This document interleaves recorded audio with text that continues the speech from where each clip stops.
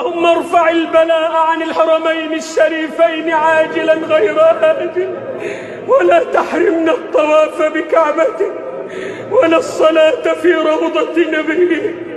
اللهم لا تحرمنا الطواف بكعبته ولا الصلاة في روضته. لا تحرمنا من الجمع والجماعات، لا تحرمنا من أداء الصلوات. اللهم لا تحرمنا من الاجتماع للصلوات، اللهم لا تحرمنا من الاجتماع للصلوات.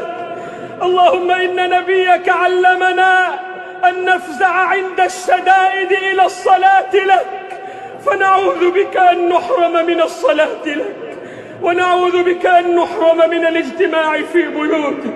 لا تطردنا من بيوتك يا رب، لا تطردنا من بيوتك يا رب. اللهم إنا أنخنا مطايانا ببابك ووقفنا متضرعين في رحابك، فلا تطردنا عن جنابك.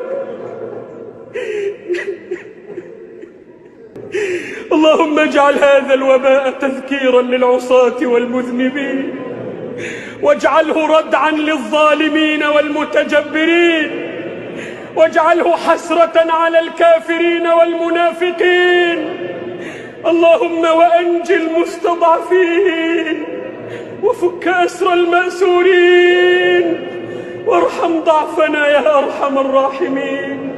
اللهم ارحمنا فإنك بنا راحم، ولا تعذبنا فأنت علينا قادر، والطف بنا فيما جرت به المقادير، إنك على كل شيء قدير.